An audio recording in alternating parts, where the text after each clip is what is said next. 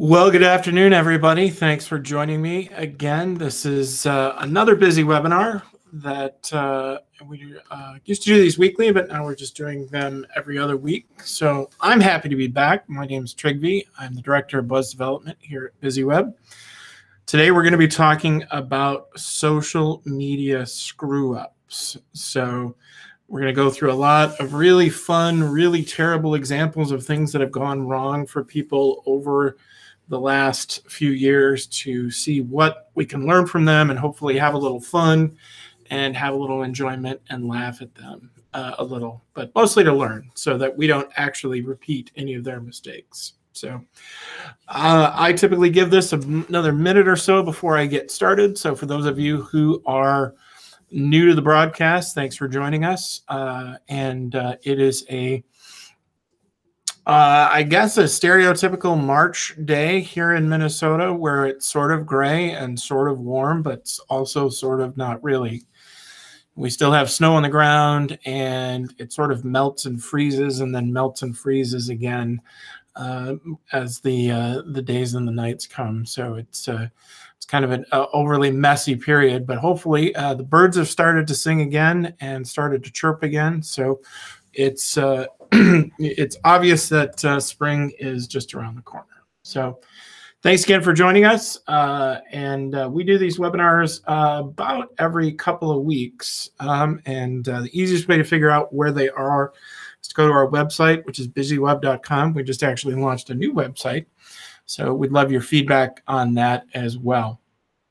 Let's go ahead and get started because we got a lot of really great information today that I want to get through. So first and foremost, just as an administrative note, if you have questions after the fact, or if you want to share some feedback or tell me I wasn't really that funny today, by all means, I wanted to provide my contact information here so that you have it. And if you want to communicate back with us, you can certainly speak with me directly.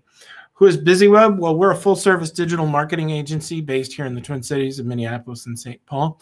We can take care of anything under the sun as it relates to your digital marketing needs, including building you a great brand, building you a great website, getting you leads, getting you the right kind of leads, getting them to convert into customers. So if you have any sort of issues with your online presence or the amount of leads that you're getting or not knowing what to do with them, or if you're having a competitive issue where your competition is starting to take over, might be a good chance for us to talk. But that's who we are.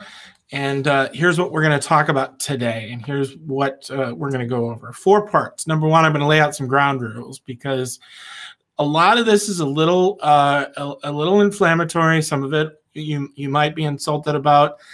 So I want to talk through that before we really get started. Then I'm going to explain what Schadenfreude is, which is a big German word, one of my favorites.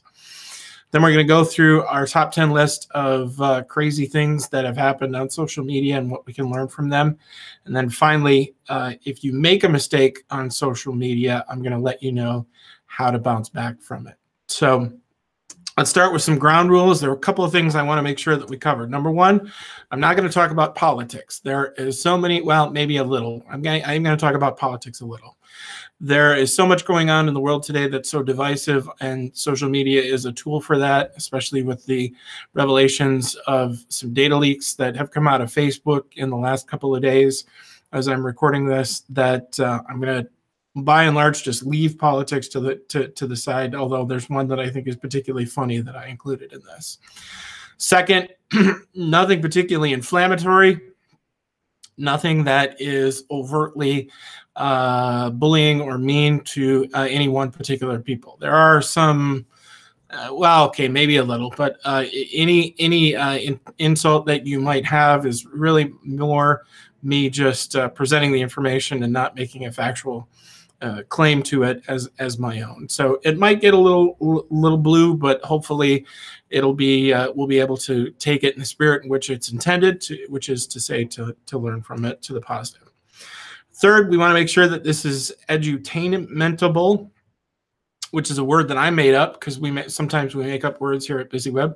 So if we break that down, we want to make sure that it's educational, that it's entertaining, and that we're able to learn from it. So hopefully I've done that today, and I'd be curious as to your feedback to see if I did that as well. So for what we're really going to be going over today is what's known in German as Schadenfreude. And what is Schadenfreude? Well, it's a German word that means happiness at the misfortune of others. So it's okay to look at a car wreck as long as you learn from it. It's okay to look at something funny like this as long as you learn something positive from it and you don't repeat the mistakes. So that's what we're going to go over today. Is we're really going to dive into some really good Schadenfreude for the purposes of number one, hopefully just to be entertaining, but secondly, to make sure that we're learning so that we don't make these mistakes in our business. So my first and favorite of the new year, this is a new social media screw up that was happening in Boston in February. And it was the Boston Police Department was trying to celebrate Black History Month, and by honoring famous Bostonians who contributed to ultimately a certainly important movement and cause in the world in general. So what they chose to do is to tweet this: in honor of Black History Month, we pay tribute to Celtics legend Red Auerbach for being the first NBA coach to draft a Black player in 1950, field an all-African-American starting five in 1964, and hire the league's first African-American head coach, Bill Russell, in 1966. That's okay, right? Well, not so much. The problem is this is a picture of Red Auerbach. Red Auerbach is not Black, and while he's done a lot of things to further the cause of African Americans in the last 50 years, he would have been the first person to tell you he had no interest in doing that. His only interest was winning, and he got the best players available, and he put them in the position to win. That was his job, and that's what he did. So as a result of this, the Boston Police Department honoring a white person through Black History Month, they got a tremendous amount of feedback. Not to the good, and they actually ended up taking the tweet down and posting something that honored Bill Russell, who is an African-American and a pioneer in his own right. So what can we learn from this experience from the Boston Police Department? We can learn a couple of different things. Number one, think of social media as a tennis match concept. So if you're playing tennis against one person. But if you're doing that, more than likely you're doing so in a stadium setting. So you might be having a conversation with somebody who understands and appreciates Red Auerbach's contributions to our society on the whole, and understands how his contributions affected the African-American Black History Month movement. But if the stadium on the whole might not appreciate that sentiment as well. So understand first that when you share something on the internet, really no matter how quickly it is up there, it is up there for good, and it is recorded and indexed and saved in so many other places. There's really no way to pull it down or change it. So understand that if you put something up, it's up for good. Second, context really matters. And as this is an arguable case, and one I wanted to start with because it's sort of funny, but not really.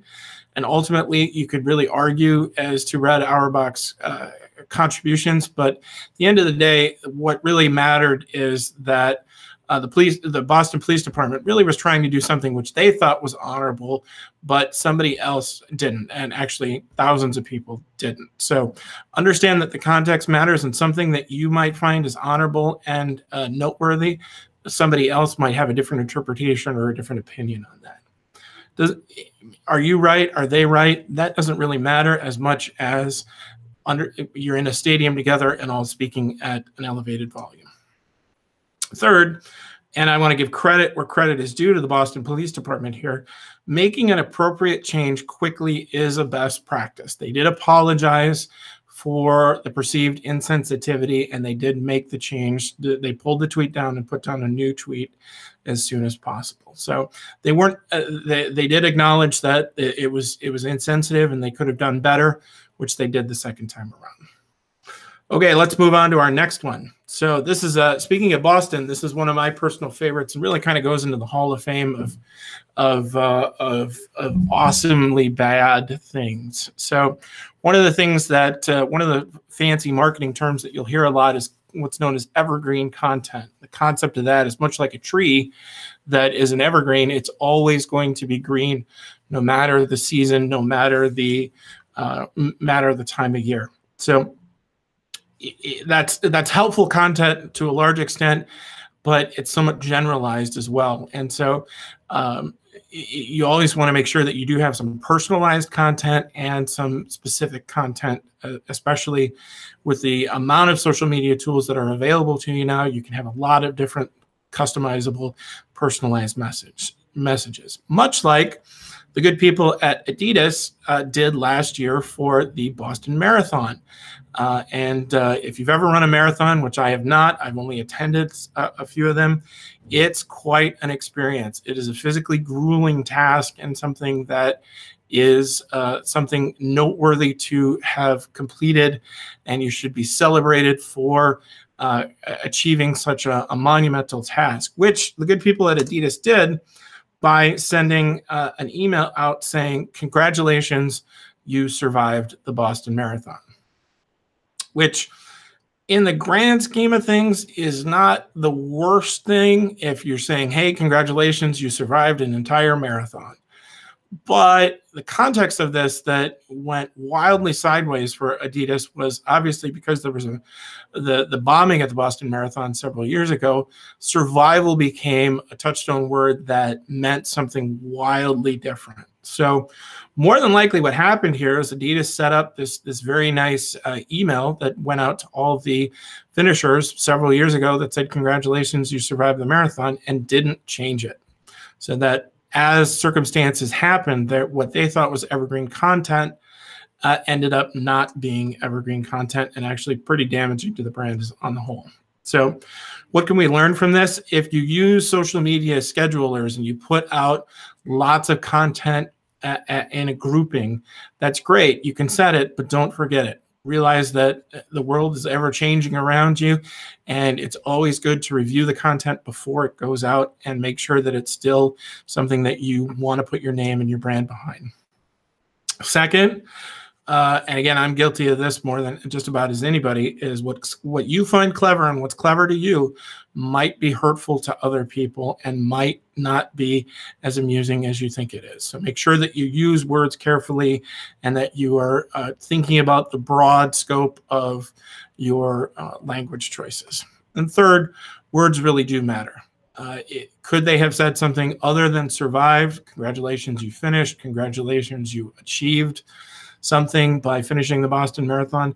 Absolutely. So by making it into a survival case, that it opened them up to interpretation. So the one thing that I don't have listed on this slide is, it begs the question of, well, gosh, Trygve, how do we really do this if everybody's going to be interpreting something completely different? Well, if you realize that ahead of time, I would suggest that you don't use that language and really ask yourself as you write your content, could somebody take this a different way than I mean it to? And if they do, then you need to pull it back and make a change.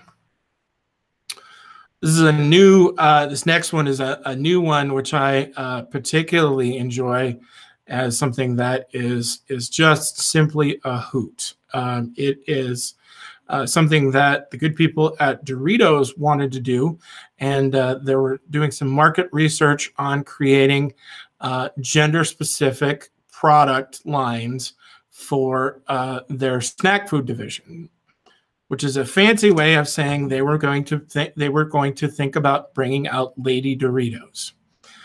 And this is not a real mock-up. So if you're watching from the good people at Doritos, I continue to put out a great product. I love you guys, but this is something I found on the internet that I thought was particularly funny to put in this spot.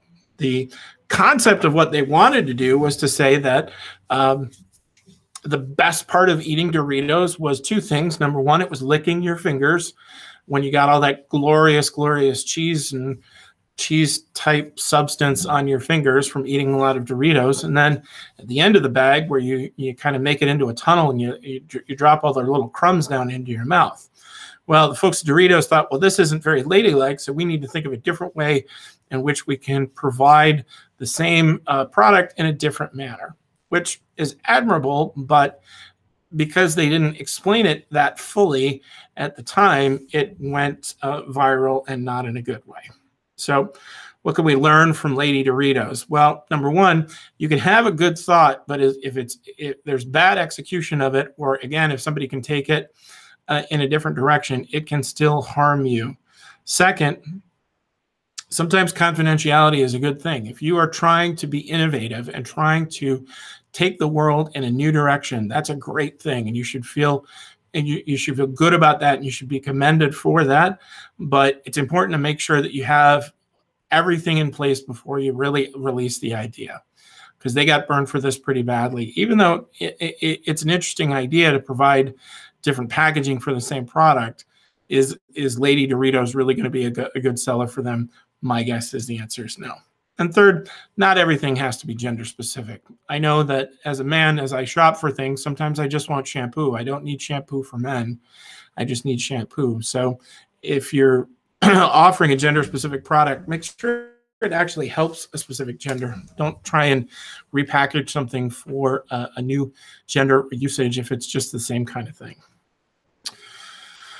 Okay, here's where things are going to get a little off kilter. So that's not fair. Here's where things are going to go a little bit sideways. So sometimes questions have no right answer. And Snapchat recently created an online version of a game called Would You Rather. And that's something that we've all played, where you say, would you rather do X or would you rather do Y?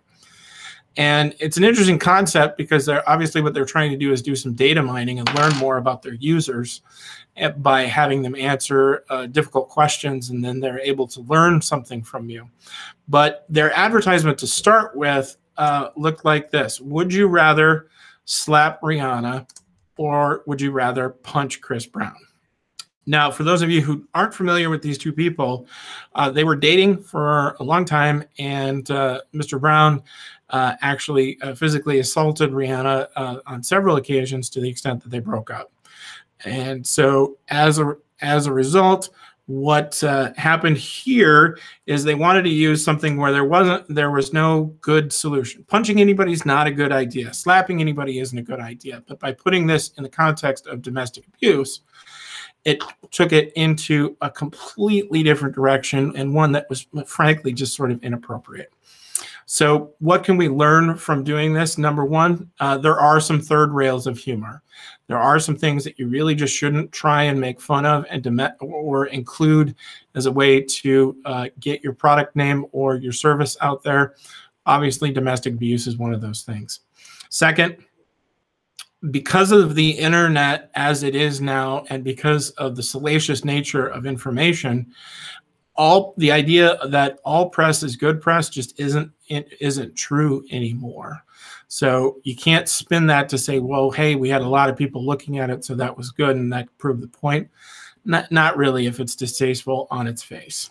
Third, beware of data mining. Obviously, with the Facebook stuff that's come out in the last 24 to 48 hours as I'm recording of this, we're becoming more and more privy to how our social networks are using our data to provide other people with our personal information. So data mining on the whole is an interesting concept for marketing, and certainly one that has a lot of validity. But if you are going to work with a company that is going to do data mining for you like this, make sure that it's done on a much higher taste level than this.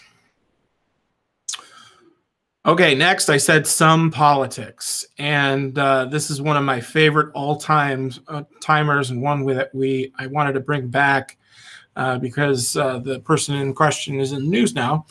Tammy Duckworth is a Democratic senator from Illinois, and she was elected 2 years ago to the Senate, and she's in the news now because she's pregnant. She's going to be the first sitting senator to have a baby while in office. So congratulations to her on that. But because of that, I wanted to bring this back. One of the things that her opponent said about her in 2016 is that she has a sad record of not standing up for our veterans, which, okay, again, the concept here that is of concern for us is, what do we mean by standing up? Well, one of the things that, if you don't know who Tammy Duckworth is, that you might be interested to know about her is that she is an Iraq War veteran. And during the Iraq War, she had both of her legs blown off by an IED. So she is literally not able to stand up for anything. Now, obviously, what the Republicans meant was the concept of her standing up for a principle. But when they used such language to talk about somebody who literally doesn't have any legs, you can imagine it didn't go the way that they wanted it to go. So a couple lessons to be learned from this one. Number one, be careful what you post. And again, to get back to my earlier point, context does matter. And then third, make sure your critiques of people, if you're posting critiques of people, are, actually possible. So if you're going to claim somebody doesn't stand up for another group of people, make sure that they can actually, stand. If you're not following the Wendy's Twitter feed, I'd very much recommend that you should. They are hilarious, and they take on a lot of those internet trolls that you see on a regular basis. And just in a very, very humorous way. I included one of my favorites here. Somebody asked the Wendy's Twitter feed, can you text me or find me the nearest McDonald's restaurant? And so what the Wendy's person manning their Twitter feed posted was a picture of a trash can. So they're pretty famous for doing this, and they do a lot of really, really funny stuff. And I'd encourage you, if you're a Twitter user, to follow them. But and this is a great illustrative example of the concept of don't ask a question you don't want a different answer to. This person was trying to be funny. They asked what they thought was a funny question, and they got an incredibly funny response, which is memorialized all over the place on the internet. So realize that funny is as funny does. So if you're trying to be funny on the internet, chances are good somebody might give you a good funny smack in response, which is okay. You're going to have to be a little strong and take some funny things in response if you are trying to be comical over the internet. So this next one happened just a couple of weeks ago, which I am just really enjoying. So the good folks at the New York Times obviously are big into the exacting nature of language. And recently they published an article, and the article was about what the president was saying on the trade tariff issues that we're dealing with as a country now, whether or not they were true or not. The article was saying that they weren't true. Trouble is, one of their editors who had the piece go through their hands used a browser extension that it looks, this is their concept, where it changes, the browser extension is supposed to be a comical thing that you do, where it changes anything that you read through the browser from it's saying millennials to snake people, because the particular person in question just really was sick of reading about millennials and wanted to change it to something humorous. There are a number of different examples of this that will change words from one thing to another. Conceptually, the idea is that it'll make reading the news a little less painful for you. Problem was, this was a New York Times editor. So what happened was, and I'm going to have to, the article said something to the extent, and I can't get to my notes because I'm showing the broadcast right now, was that the trade claims were not as bad as the president had said. since and the trade was improving since the Great Depression. That was the context of what the quote should have said. What the quote actually said was that trade had been improving since the time of rocks and heat lamps. So what the makers of the browser extension did was they added more things as it related to millennials, and thought it would be additionally funny. So the New York Times had this article about trade deficits that included a concept of heat lamps in it, which was relating to snake people, I guess. So what could we learn from this as conceptually as what we want to do differently? Well, number one, realize funny to you isn't necessarily funny to others, especially if you're facing the public. And second, if at all possible, keep a work-life balance so that the things that you find funny are just to yours.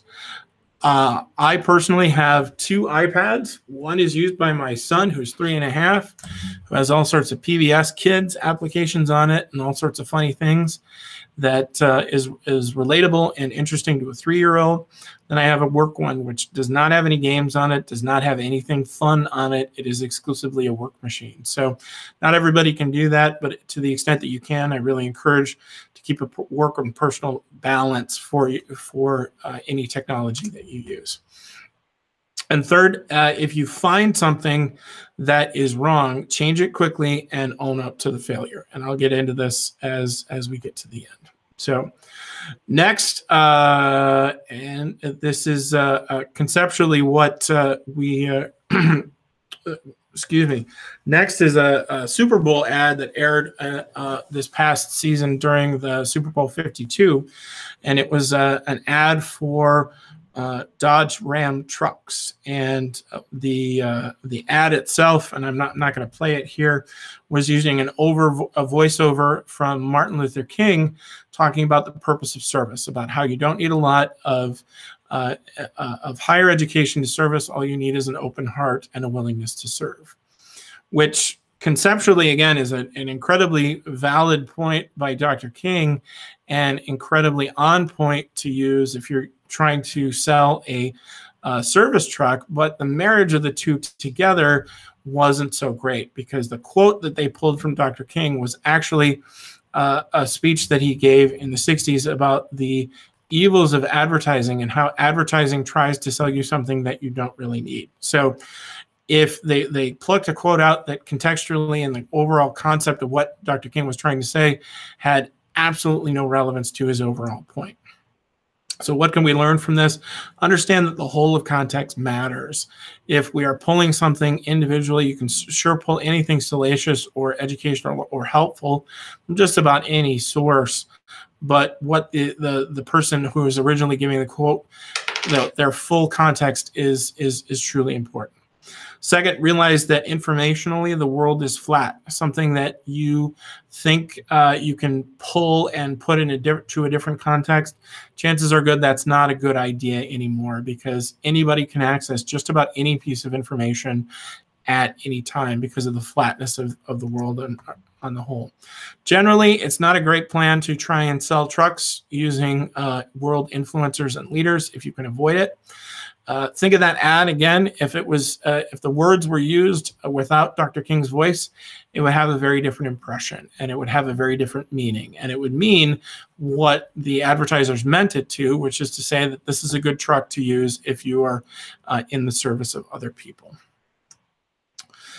That being said, the King family had a great response that I love sharing any chance I get to another social media fail, which is familiar hopefully to some of you, that Pepsi tried to incorporate a commercial using Kendall Jenner to talk about the Black Lives Matter movement, and it went horribly, horribly bad. It was incredibly distasteful, and it was incredibly inflammatory, and it didn't really sell any Pepsi as well. So why do I mention this, especially in the context of the Dodge Ram stuff? Well, after that ad from Pepsi came out, Dr. King's daughter, Bernice, posted this to Twitter: "If only Daddy would have known about the power of Pepsi." So what a great smackdown from her, and what a great mic drop about using concepts effectively and within the context of what they are meant to do. So that's the funny part. The question then should come to you was, well, oh my God, how do I deal with this? And how do I, if I make a mistake like this, how should I deal with this? Or should I just abandon the concept altogether? Well, you shouldn't abandon social media. It's a great tool to get the word out and educate your consumers and customers and prospects, and can continue to work with them and engage with them on a mass level. But there are some ways that you should, if you make a mistake like this, here's how you come back from it. Number one, acknowledge the blunder immediately. Realize that everybody makes mistakes. Say, hey, I made a mistake. Throw up your hands and say, yep, I did it, and it's not going to happen again. Second, don't censor negative feedback. If you make a mistake, more chances are good you will absolutely get negative feedback from it. If you delete that negative feedback or try and engage with that person, you will get roasted, and there is no way back from it. So leave it up there and realize that the overall whole of what you're doing, which is to take it down and apologize, will eventually salve the burn of the problem on the whole. Third, put a real face on a genuine apology. Don't just apologize, have the company apologize. Make it, put your name behind it, and make sure that people understood that there was a real person who heard the issue and the complaint, and a real person was making an appropriate change. Next, be transparent on how you're fixing it. If you got hacked, say you got hacked and change your password and make sure everybody knows it. If you had a rogue employee who did something inappropriate, make sure everybody knows that that rogue employee is no longer with you. But the key here is let people know that you're fixing it and how, so that you can protect your brand appropriately. Next, engage your advocates. Every one of us in business has a certain amount of advocates, those people who will come to your defense and who will say great things about you. Call them up on the phone and say, hey, I made a mistake. Can you help us out on social media? You never want to ask them to do anything inappropriate or change, but sometimes a nice note and saying, hey, I've not had that experience with this company will go a long way to helping put this behind you. Next, don't forget what happened and learn from it. Share it with other people. Share how not only how your mistake affected you, but how you changed accordingly to grow from it. Ultimately, we as people, I found, learn more from our mistakes more than anything, and this is certainly a case when that happens as well. So again, you want to share that experience with others, much like we're doing here. We've never made a mistake to this level, but we've from here at BizzyWeb. So 7-point plan. Again, if you're interested in, if I'm going too fast for this, I'll post this to YouTube so you can go back and get this, or you can contact me. I'll be more than happy to walk you through this again offline. And finally, I want to say, don't let this scare you off. Anything that I've shared here today is not a good reason to stop using social media. It's much like a tool. Realize that social media is a tool, in fact, and it can be used for a positive way or a negative way. And if you use it for a negative way, chances are good it's just because you made a mistake. So don't let this scare you off from using social media. It can be a great tool to grow your business. So a couple of resources before I get going here today. Number one, if you like this event, you'd like to come to some more, you can go to BizzyWeb.com/events. And then finally, we do have a checklist on how to improve your social media marketing. And you can find it at that bit.ly address there, bit.ly/2FYKR7X. And then if you want to get a hold of me now, if you need help right away, I'd be more than happy to chat with you. I have a free afternoon after this, so please feel free and reach out to me at trigby@BizzyWeb.com, and we can find a time to chat.